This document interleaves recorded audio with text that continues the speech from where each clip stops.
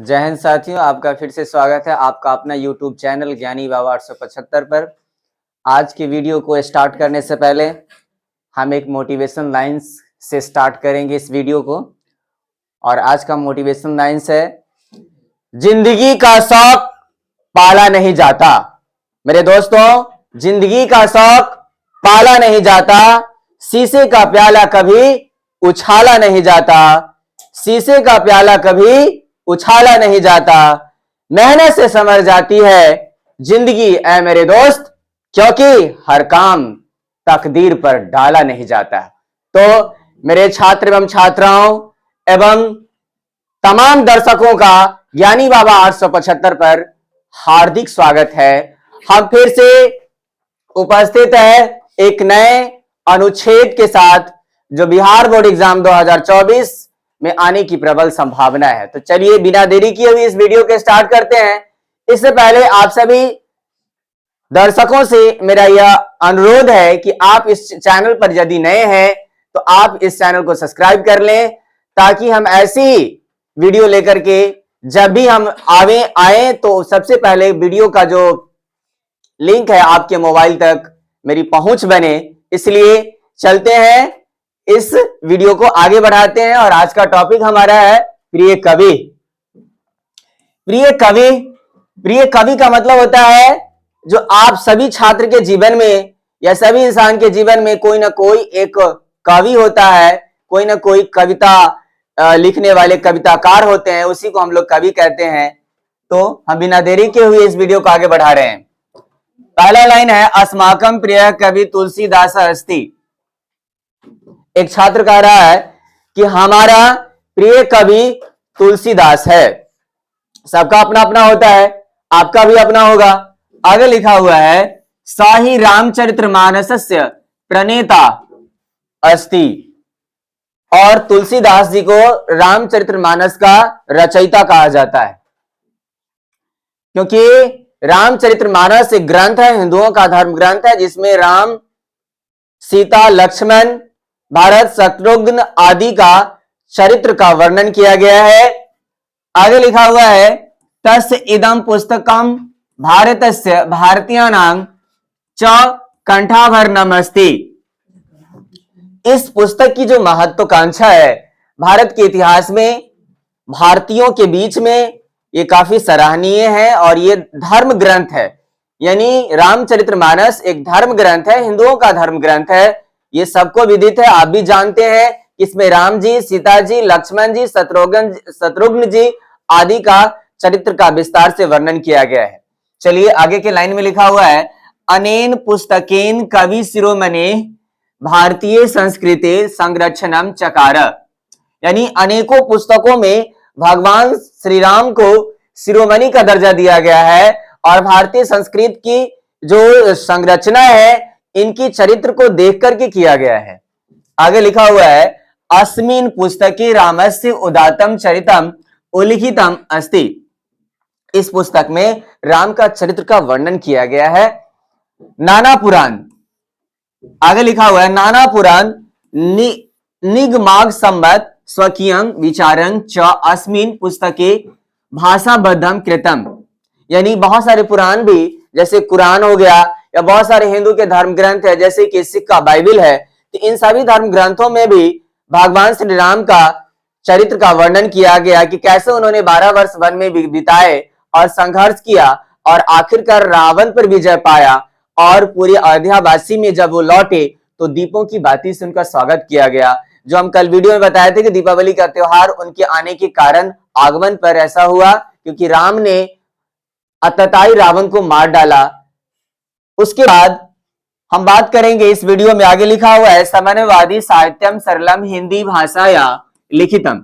यानी इन सभी साहित्यों में जब आप पढ़ेंगे तो भगवान राम का अलग अलग नाम से वर्णन मिल जाएगा। इनको किसी ने कृष्ण कहा है, किसी ने खुदा कहा है, किसी ने राम कहा है, किसी ने रहीम कहा है। तो भगवान के नाम अनेक हैं, लेकिन वो हर जगह है, ऑमनीसिएंट है, हर जगह ऑमनी प्रेजेंट है, सर्वशक्तिमान है। आगे लिखा हुआ है, इदम प्रबंध महाकाव्य अल्प ज्ञान बहु ज्ञाना च कृते अनुशीलनीयम अस्ति।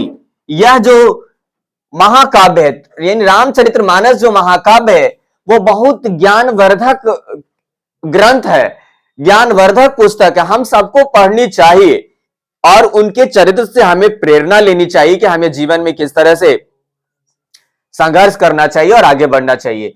अत्र रामस्य चरितम अस्ति, यानी यह जो है राम के चरित्र को बखान करता है। आगे लिखा हुआ है रावण ध्रुवते प्रतीका अस्ति राम वर्गीया सर्वे जना अनुकरणीय संति। जैसा कि आप जानते हैं जब आप रामचरितमानस का बुक अध्ययन करेंगे तो उसमें आपको राम जी का वो कठोर संघर्ष दिख जाएगा जिसमें भगवान राम ने अपनी भार्या सीता के साथ और भाई लक्ष्मण के साथ 14 वर्ष बिताए और उसके बाद अपना जो मिशन था रावण को मारना वो मार करके लौटे।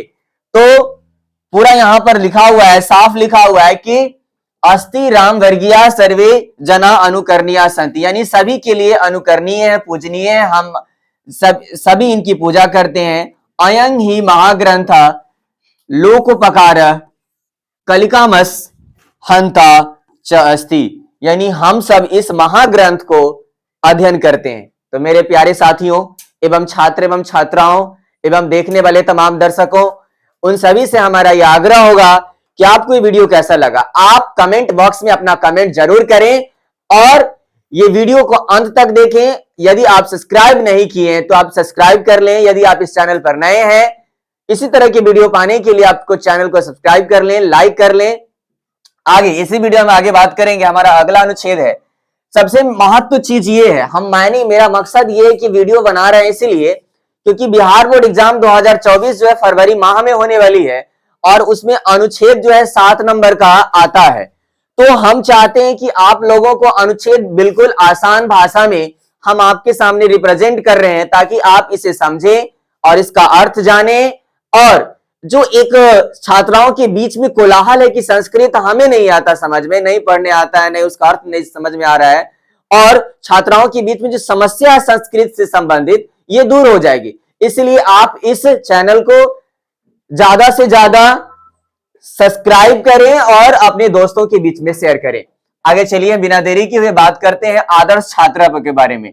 आदर्श छात्र का मतलब होता है कि जो छात्र एवं छात्राएं अपने काम को ईमानदारी पूर्वक करते हैं वो आदर्श छात्र कहलाते हैं। यानी अपने शिक्षकों का कहना मानते हैं, अपने माता पिता का बात कहना मानते हैं, अपने से बड़ों का कहना मानते हैं और सच्चाई के रास्ते पर चलते हैं, वैसे छात्र एवं छात्राओं को आदर्श छात्र की श्रेणी में रखा जाता है या गिना जाता है। चलिए हम बात करते हैं, यहां लिखा भी हुआ है आदर्श छात्र छात्रा नाम अनुकरणीय भवति, यानी आदर्श छात्र वो होते हैं, यानी अच्छे छात्र वो होते हैं जो अनुकरणीय होते हैं, यानी सबका सम्मान देते हैं, उनकी जो भाषा है उनका जो विचार हो सबसे अलग होता है और सकारात्मक विचार वाले होते हैं।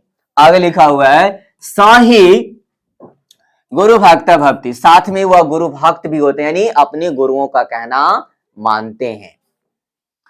तस्मै अध्ययन तपा भवति, साथ में अपना जो पढ़ाई लिखाई है वह पूरे मनोयोग से करते हैं, पूरी तन मन धन समर्पित करके करते हैं।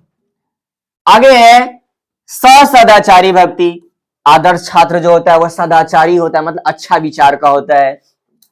आगे इस वीडियो में लिखा हुआ है स ही मातृदेवा पितृदेवश्च भक्ति, साथ में ही अपने माता पिता की भी सेवा करते हैं और उनका कहना मानते हैं।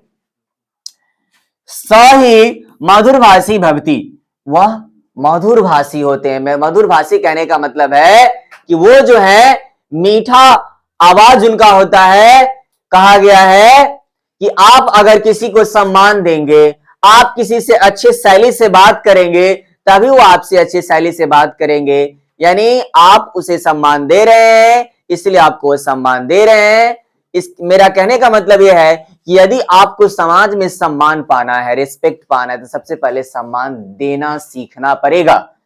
आगे के वीडियो में बात करेंगे छात्र गृह कर्म अपि सु उत्साहं करोति, साथ ही साथ अपने घर में होने वाले काम में भी अपने माता पिता का हाथ बटाते हैं, बड़ी उत्साह से करते हैं। आगे लिखा हुआ है स कदापि असत्यं न वदति, वो कभी झूठ नहीं बोलते हैं। अगर वो झूठ बोलते हैं तो आदर्श छात्र नहीं है। आदर्श छात्र का लक्षण है कि वो कभी झूठ नहीं बोलते हैं, यानी सत्य की मार्ग पर चलते रहते हैं। कहा गया है, हम लोग संस्कृत में पढ़ते हैं, मुंडो उपनिषद का लाइन है, सत्यमेव जयते, सत्य की हमेशा विजय होती है। यानी सत्य परेशान हो सकता है लेकिन परास्त कभी नहीं हो सकता है। आगे लिखा हुआ है सही पापात विमेति, यानी वह पाप कर्म से मुक्त रहता है, यानी पाप कर्मों में वह लिप्त नहीं होता है। आदर्श समाज सेवा तस्य व्रतम भवति, उसके साथ साथ उसमें समाज सेवा का भी भाव होता है। आलस्यं शत्रुरिव पश्यति, उसमें आलस जैसा कोई अवगुण नहीं होता। जैसा कि कहा जाता है कि आलस जो है इंसान का सबसे बड़ा अवगुण है। यदि इंसान अपना आलस त्याग दे तो वह जीवन में कुछ भी कर सकता है। आगे की वीडियो में बात करेंगे। आगे लिखा हुआ है स ही स्वस्थ शरीरो भवति, वह स्वस्थ होता है, मतलब कि उसका जो है ना बॉडी जो होता है वो हेल्दी होता है। अगर हम हेल्दी रहेंगे तो मेरा जो शरीर है, मेरा जो मन है, मेरा जो दिमाग है वो अच्छे से काम करेगा। आगे की वीडियो में बात करते हैं। अगला हमारा जो टॉपिक है भारतवर्ष है। तो मेरे छात्र एवं छात्राओं एवं देखने वाले तमाम दर्शकों से मेरा अनुरोध है कि ज्ञानी बाबा 875 पर मैं मनीष सर इसी तरह का वीडियो लेकर के प्रतिदिन हाजिर रहूंगा।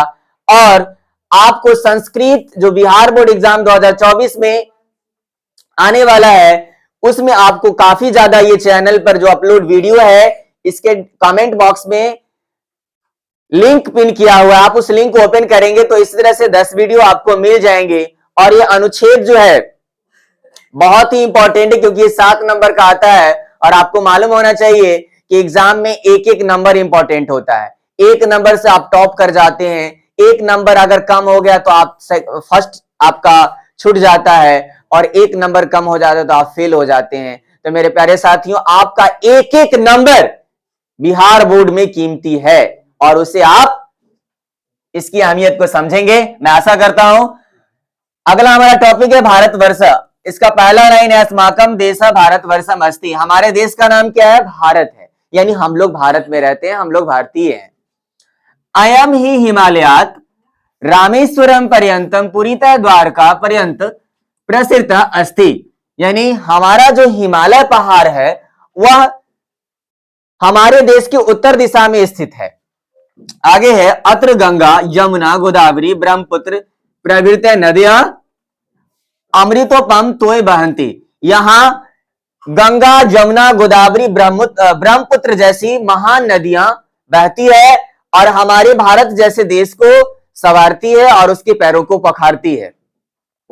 आगे लिखा हुआ है अत्र काशी प्रयाग मथुरा प्रभृत्या तीर्थ नगरानी संति, यहां पर काशी प्रयाग मथुरा प्रभृति जैसे नगर भी हैं, तीर्थ स्थल भी हैं और वहां पर आप जाकर के और पूरी देश दुनिया के लोग वहां पर आते हैं और वो अपना समय बिताते हैं और अपना आनंद अनुभव करते हैं। आगे लिखा हुआ है अत्र कलकत्ता बंबई मद्रास कानपुर दुर्गापुर राउरकेला प्रभृत्या उद्योग प्रधान नगरिया संति, यानी यहां जो है भारत में कलकत्ता बंबई मद्रास कानपुर दुर्गापुर राउरकेला जैसे इंडस्ट्री यानी उद्योग प्रधान, यहां पर काफी आपको कल कारखाने मिल जाएंगे। ये सारी चीजें हमारे भारत में स्थित है। अत्रैव राम कृष्ण गौतमा जाता, इतना ही नहीं, भगवान राम कृष्ण महात्मा गौतम और गौतम बुद्ध जैसी धरती हमारी भारत की भूमि रही है, यानी महान पुरुषों और भगवानों की धरती हमारी भारत रही है। आगे हम बात करेंगे गांधी नेहरू पटेल प्रमुखा महापुरुषा अत्रैव उत्पन्ना, यानी गांधी नेहरू पटेल प्रमुख महापुरुष यहां पर जन्म लिए हैं। अयम देश ग्राम प्रधान कृषि प्रधान से कथ्यते, जैसा कि आप जानते हैं हमारे देश को कृषि प्रधान देश और गांव वाला देश कहा जाता है, यानी भारत को गांव का देश कहा जाता है, भारत को कृषि प्रधान देश कहा जाता है। यानी भारत की ज्यादा आबादी गांव में रहती है। आगे हम बात करेंगे, अस्य देशस्य राष्ट्रभाषा हिंदी अस्ति या संस्कृत भाषा या आत्मजा अस्ति, यानी हमारे देश की राष्ट्रभाषा जो है हिंदी है, लेकिन इससे भी पहली पुरानी भाषा की बात अगर आएगी तो हमारी कौन सी है, वो है संस्कृत। तो मेरे प्यारे छात्र एवं छात्राओं, आपको ये वीडियो कैसा लगा? आप अपना कीमती कमेंट अपने कमेंट बॉक्स में करें और इस चैनल को सब्सक्राइब जरूर कर लें और लाइक शेयर करना ना भूलें। धन्यवाद।